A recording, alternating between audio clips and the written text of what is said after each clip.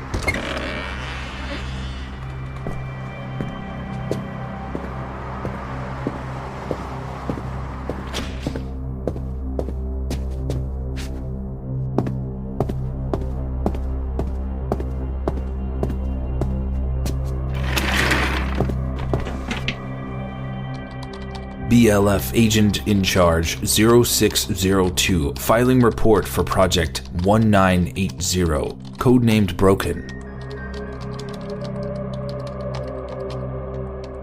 Today establishes the first of many challenges in routine. A confirmed entity from hell has broken free of its realm. Details are still forthcoming, but Morningstar is still trapped in his cage. While this does bode well for a non-apocalypse scenario, the mystery remains of which demon or entity is missing. The BLF has a woefully inadequate list of the major demon population, but the top 100 or so haven't changed much. The BLF liaison in charge of Hell relations has come up missing. I'm sure the two incidents are related, but I have no factual evidence to present. I've been in long enough to trust my instincts.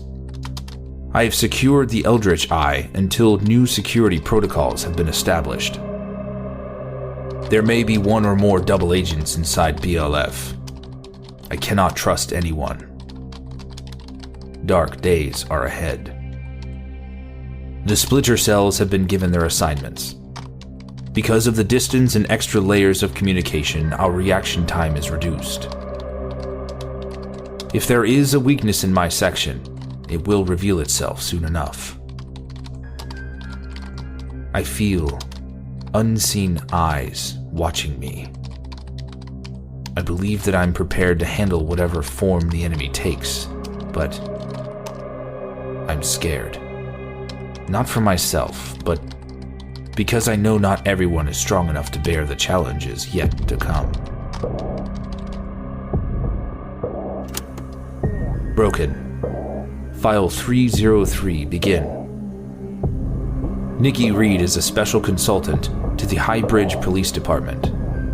She has a talent for solving cases that fall outside typical boundaries.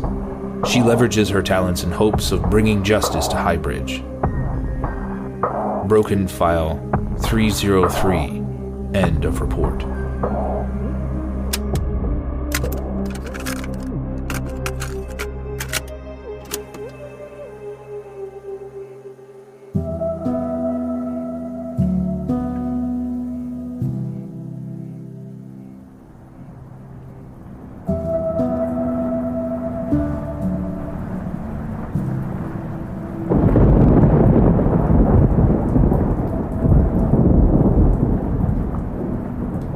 The unseen things in the night move around me. The veil weakened. I've had nights like this before. I felt a bit like Eve after she bit the apple. Too much forbidden knowledge inside my head.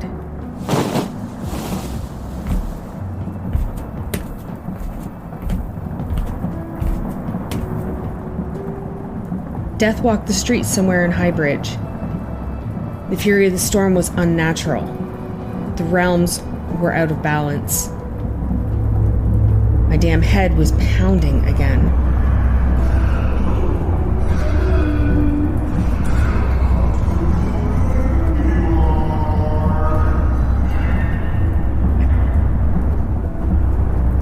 I saw flashes of a house, blood, violence, fury, then panic.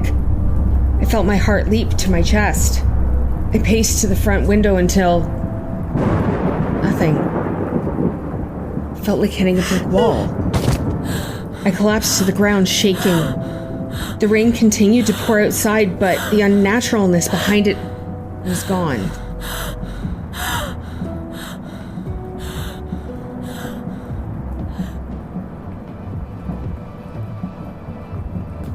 It could have been minutes or hours, but it was still dark and rainy when I collected myself off the floor. My nightshirt was soaked with sweat. Hair stuck to my face in weird spots. I felt dirty. I needed a shower and coffee. I could already sense that there would be a phone call in my future from the Highbridge PD. I always thought from a young age that I would end up working for one of the 3 letter agencies as a profiler. Dad met Mom while working a joint mission for the FBI.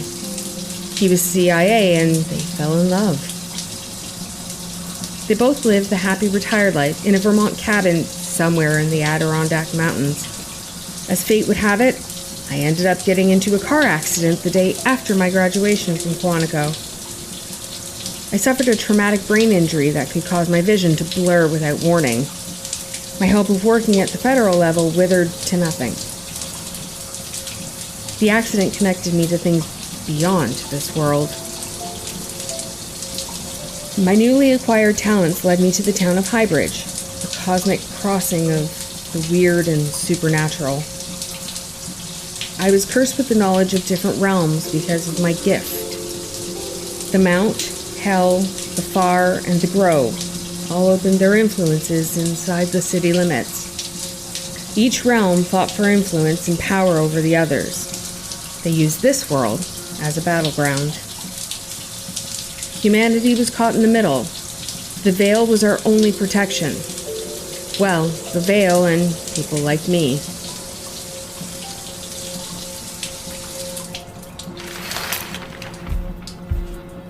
It was fortunate that the desperate detective named Scott Solomon hired me as an outside consultant. I proved myself a useful talent and helped him capture a dangerous child kidnapper and closed a portal to hell. Of course, the Highbridge PD doesn't know about that last part.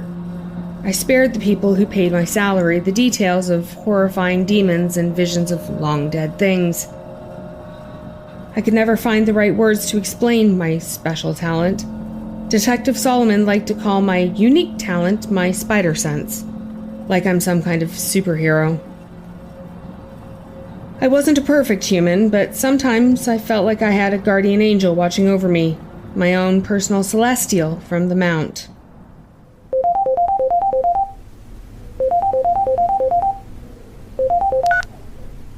Good morning, Detective Solomon. We got a mess here, Nikki. A goddamn mess. The sun was fully above the horizon. Bright red and orange clouds dominated the sky. It looked like the town was on fire. I slammed the rest of my cup. Give me the details. 1984 Elm Street. The neighbor across the street noticed the front door open this morning. 2 Vicks. 1 male, 1 female. They both appear to have suffered massive blunt force trauma sometime around 10 or 11 last night. I have to finish getting dressed. I'm about 10 minutes away? Take your time. The lab rats are still photographing and taking samples. It's pretty brutal. We might have a real sicko somewhere out there. Yeah, I got it. I took a deep breath and closed my eyes. Lord, take this cup from my lips. I had a strange feeling, though, that things above could be just as cruel as those below. Everyone had an agenda. I hope another portal hadn't opened. The last one didn't close so easily.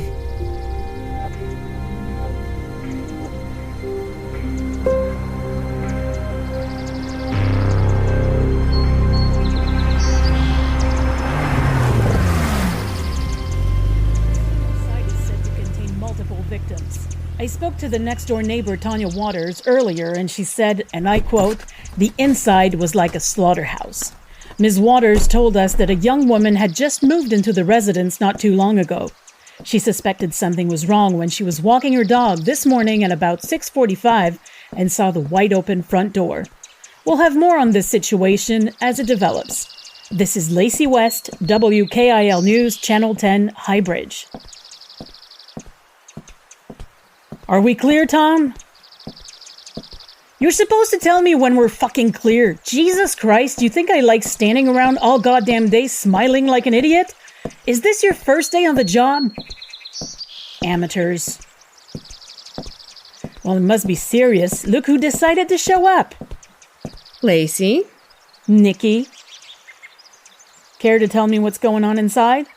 How can I do that? I just got here. Bullshit, don't get cute with me. The PD don't call you in for nothing.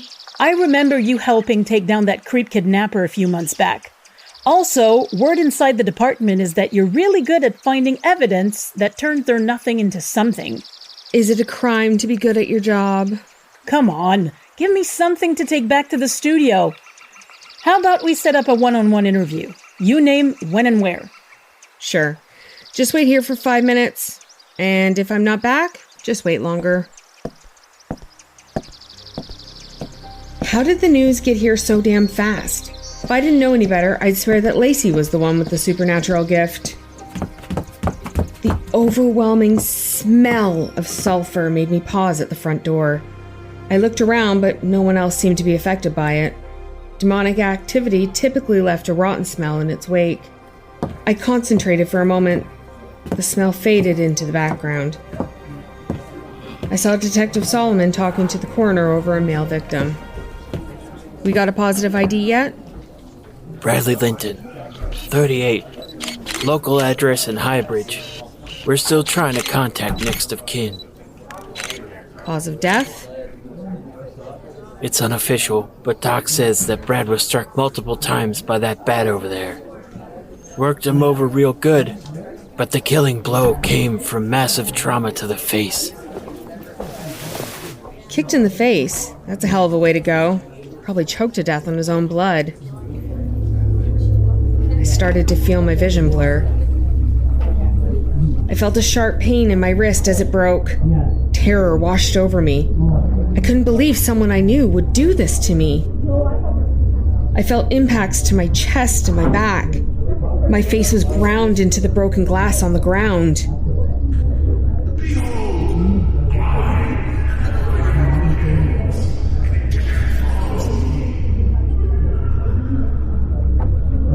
I felt the kick to my face and gasped as I struggled to breathe, slowly choking to death. And the soul, oh my God, the soul, it was gone. My vision slowly refocused back to the present. You all right there, Nikki? Yeah, I get the impression that Brad knew his attacker. You have any hard evidence to back that up, or is that your spidey sense tingling? My charming personality and good looks aren't enough? Damn. Have the doc check his right wrist for fractures, and I don't think he was killed first. Where's the other Vic, the female? Back in the bedroom. I was first on the scene for the Tate murders last year, and I think this bedroom is worse. I remembered the Tates. The sheriff and the mayor both ran me off that case. The investigation got even messier when a local DJ pulled a prank on air, with some local author trying to promote a book. The politics in this town could sometimes be more dangerous than the criminals. The bedroom was a mess of blood and gore. Dried viscera and wide splatter patterns dominated the corner of the room. Techs in simple protective suits gathered samples and snapped pictures. All right, you lot. Clear out. We need the room for a few. I waited for the room to clear out and stepped carefully over the body on the ground. This was Helen Rathman, 38 years old. The address on her ID has her living across town, but neighbors confirmed she moved in a few weeks ago. Apparently, she was newly divorced. She would tell anyone who would listen that she was finally free. Doc said that the cause of death was most likely due to severe head trauma. Probably dead after the first or second whack. I'm guessing that bat in the living room was used on both of them.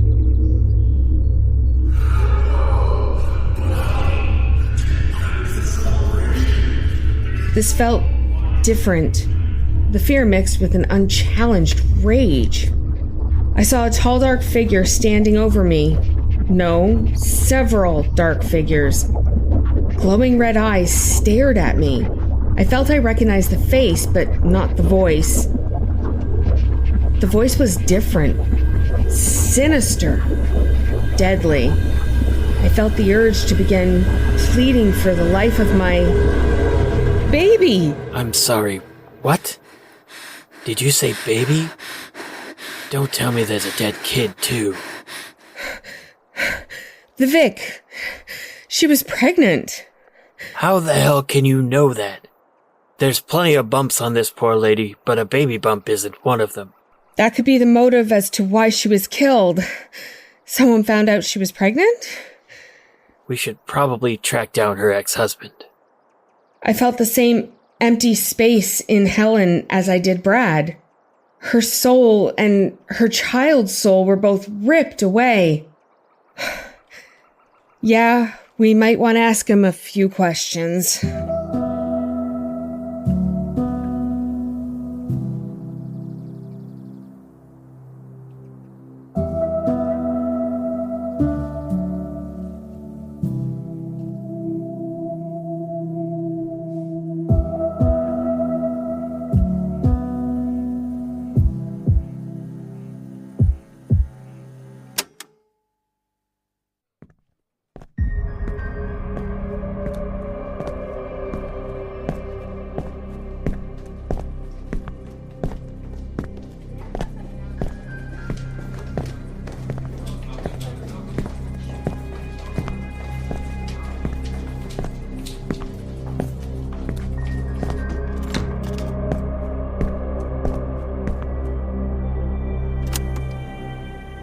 Supplemental report.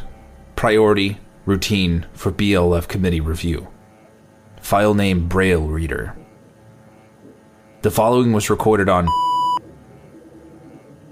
Christina meets a friendly stranger that impacts her life in more than one way. A connection beyond what was once thought possible opens up a new reality and the beginnings of an adventure not of this world. Fluctuations of energy match those found in Highbridge. Perhaps it was the interference of that prevented alteration of the timeline. Adding case to project file 1980.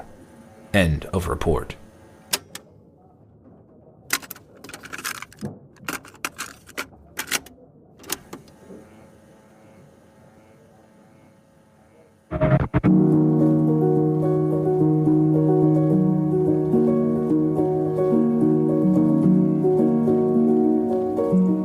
Feathers all over the floor again. I'm heartily sick of picking them up.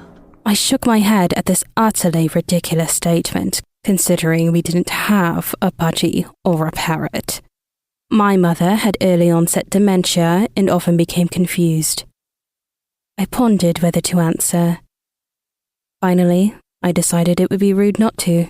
What colour are they, Mother? It varies. This week, they're pale yellow. Last week, they were green. I guess next week they'll be blue. Definitely dementia. Perhaps I could isolate when these crazy hallucinations started. How long have you been finding them?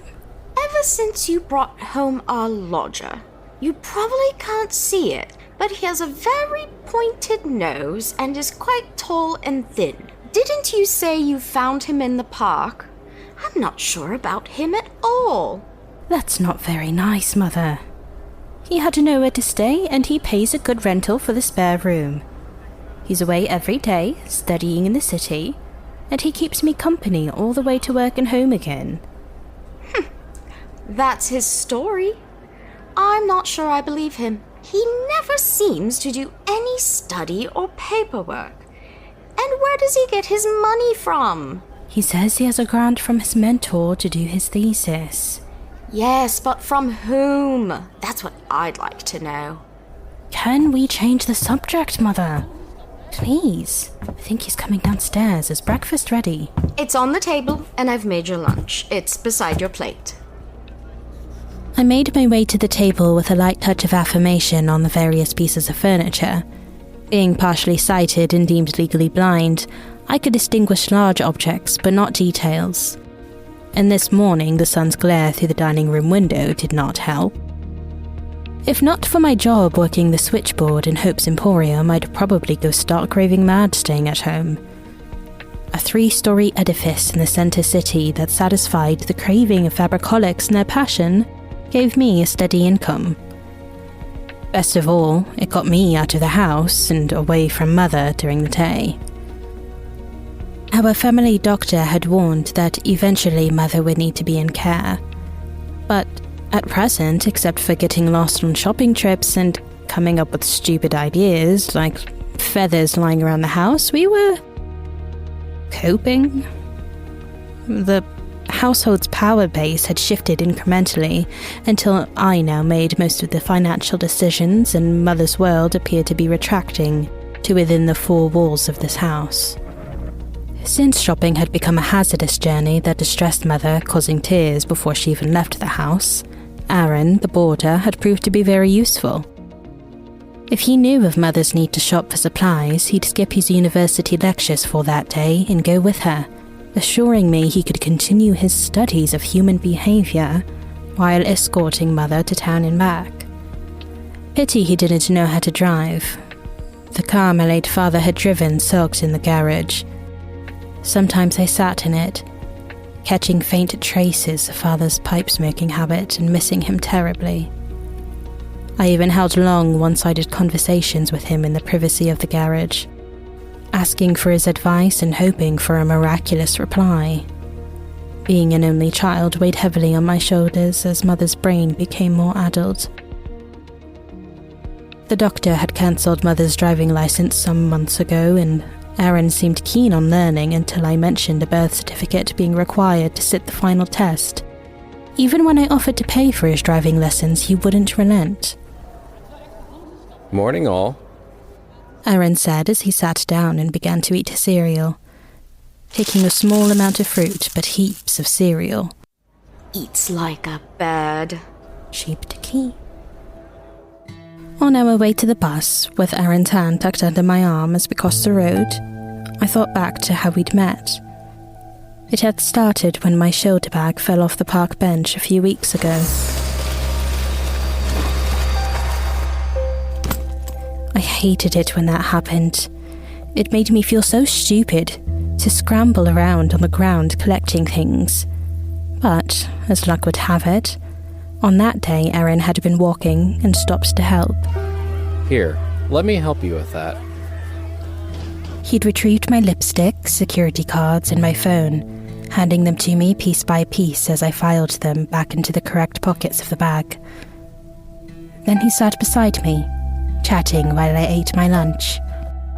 When he discovered I had limited vision, he'd regaled me with his view of the park and what people were doing. His descriptions made me laugh. I imagined what they were actually doing and told him so. Secretly, I liked his version better. It was as if I were teaching a youngster about the world around them and the things people did to relax in their breaks. Some sunbathed, some played cricket or kicked a ball in a rudimentary game of football. Frisbees were thrown, youths on skateboards whizzed along the path, and children ran, tumbled, became momentarily lost, and tried to climb into the fountain. A mother's frantic rescue actions had amused him, and the concept of drowning seemed to puzzle him. He had no understanding of slang terms, and I couldn't place his accent. His vowels twanged at a different pitch to the usual tone. Yet it wasn't Cockney, Scottish, or Midlands. Where were you brought up? Somewhere out of touch with society. One time when I asked, Aaron said Titan, so I presumed he was of some Greek origin from some small rural town. He explained his daily arrival at the park bench as a break in his study schedule, and I resorted to taking more sandwiches and extra fruit so he could share my lunch. I'm looking for somewhere to live. Do you happen to know where I can stay? We have a spare room at home, Mother and I. That sounds great. I can move in tonight. Tonight? What about your things? I have all of my worldly possessions in my carry bag. My jaw dropped at his choice of words. I've learned to travel light. I quickly recollected myself and then explained the weekly charge for board and lodgings. I expected him to try and negotiate, but he accepted without a query. I have sufficient money. He did. That was a new twist. A thread of worry wormed its way into my usually complacent nature. I was concerned and couldn't help myself. You haven't robbed a bank, have you? I've been given a large sum for some recent assignment papers I've submitted. My employers are pleased and wish for me to continue. I'm sorry. I shouldn't have suggested that. It was a weak joke. I'd placed my hand on his arm. So thin and frail. He needed fattening up. And one thing Mother was good at was cooking hearty meals. You can meet me here after work. The sun was behind him, and I saw him nod. I brought you this. Here. Elementary Braille. You can study it. It's what I was telling you about, how I read. It's a language of dots and bumps, and sometimes they're placed on things like the buttons in lifts, on public notice boards, in places where blind people could be injured if they go the wrong way. He took it. I heard the thick pages flicking, and it seemed as if I had handed over an old friend. A thread of panic gripped me. Just don't lose it. It's my only copy. I'll read it this afternoon while I'm waiting for you to finish work. You'll need more than one afternoon to study it. I'm a fast learner. You'll see. Perhaps by tomorrow I'll be able to write you a private, personal message. And he did. The next morning he had a message pricked out on firm paper, laid by my plate at the breakfast table. The note read, Thank you for your friendship and hospitality. I will be a good lodger. He was. That was a month ago. Now, it seemed he'd always been there. I loved having someone to share my books with and leave private messages for, private conversations that Mother couldn't read. Since then, life had settled into a new routine. The responsibility of Mother's wanderings had been eased by Aaron's willingness to accompany her on trips beyond the garden fence. In the evenings, they took walks, played board games, or watched television. With 3 people and a man, it felt like a family again. I fought the longing in my heart and tried to ignore the lift in my spirits as I walked in the door and heard Aaron's voice. Hello, Christina. How are you? No young man would be interested in a girl with only partial sight. A girl who couldn't even see what he really looked like, except tall and thin with a beaky nose, according to Mother. Weeks later, with life bubbling along and me fighting a growing attraction to Aaron, Mother's health took a turn for the worse. Not just a turn, but a disastrous collapse as far as I could see, even with my limited vision. At dinner, over a meal of meatballs and pasta with fresh vegetables from the garden Aaron had resurrected, Mother had a surprising announcement. Chrissy, today we had a spaceship in the backyard. I got to meet the driver. He had funny ears And when Aaron told me his name, I couldn't remember it. So I called him Spock. Mother waved her fork in the air. The light glinted off it as it passed my nose. You know, that Spock from the TV. My stomach contracted at the sheer lunacy of it. No good arguing. Mother had been known to throw her dinner into the air when crossed in conversation. That's nice. You are being patronizing. You think I'm crazy. I'm not. It was a small green spaceship, and when I went up the short ladder to get inside, it seemed much bigger once you were in it. Like the TARDIS in Doctor Who. Mother's fantasies seemed to be following the theme of television series. This was a new twist. Sighing internally, I gave in. Tell me about it, Mother. It sounds very exciting. It was! It was! I suspected more nonsense would follow, but couldn't resist trying to puncture Mother's certainty. Did the neighbors see it? Luckily, no. Once it rises more than 10 feet off the ground, it disappears. Spock told me. Besides, we have a tall hedge around the backyard. That's what happened when it left, didn't it, Aaron? Now Mother drew Aaron into the story. Very much a neither confirm nor deny answer of no help at all. Mother pushed her chair back and stood. Then, best of all, Chrissy, Spock gave me a pill. He said it will help with my forgetteries. Won't cure me, but should stop me losing any more memories. If only. However, the hope and joy in Mother's voice prevented me from speaking rudely. That's nice, Mother. What do you think, Aaron? Can a pill help Mother? Even one from an alien? Quite possible. Worth trying, and Spock is a Titan. Not an alien, per se. Per se? Was Aaron being pedantic or facetious?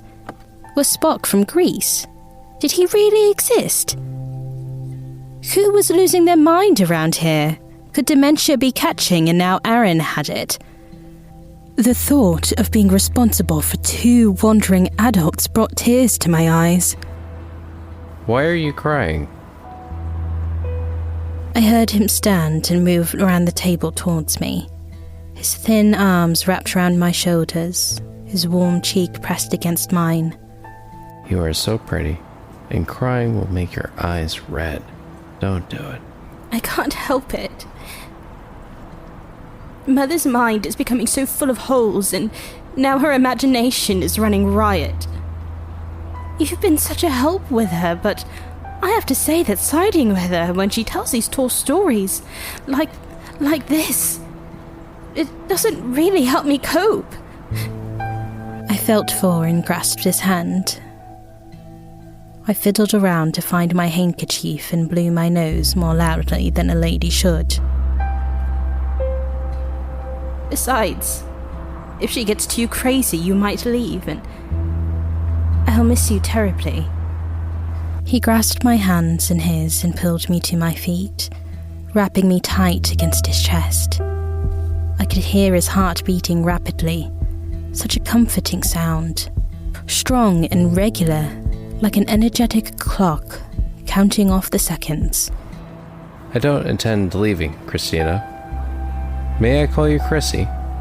I know that's what your mother does. I nodded. His chest rose as he took a breath. Actually, Chrissy, I have an admission to make myself. My stomach clenched. What had I missed seeing? Damn this poor sight. I'm from Titan as well. Yes, you told me before. Whereabouts in Greece is it? It's not in Greece. It's a moon that circles Saturn. You mean the planet Saturn? Truly. Yes, I'm here studying human behavior. You know this. I told you when we first met. My reports go back to the mothership, and occasionally Spock, which isn't his real name of course, visits me. He gives me money and catches up on my progress. I wanted to stay here with you and your mother. It's secure and pleasant, and I've become very fond of you both. That's why I asked our expedition commander, Spock. Yes, Spock, if he could help with your mother's dementia. It's an experiment, and I hope you don't mind, because it could work. Did I mind? An alien living in our house, curing mother's dementia and growing vegetables like a professional. Not to mention being good round the house. As mother gave up housework, Aaron had picked up the slack. No one in the village had commented badly about his appearance or otherwise, except to say what a lovely young man we had living with us. Weighed against coping on my own, living with an alien seemed a small price to pay. I'd love you to stay, Aaron. At least until your study time expires. I think I can make it stretch out for many years. Relief coursed through me, and tired of resisting my attraction to him, I slid my hands under his shirt front and wrapped my arms around him to stroke his back. Under my fingertips, his feathers rippled. Feathers? Well, that explained Mother's complaints. We might be able to do something for your sight as well. My heart tried to jump out of my chest. I trailed my fingers down his spine again. It would be great to see the spaceship, not to mention seeing the feathers you wear. We've mastered making most things with our 3D printers, but can't seem to get rid of the occasional band of feathers. I love the feel of them. They slipped like silk under my fingertips. The sensation calmed me. A cough brought me back to the present. Ahem, excuse me, you two lovebirds, but your meal is getting cold. I don't slave over a hot stove to have my cooking ignored. You can cuddle later. Mother appeared to be getting her mojo back.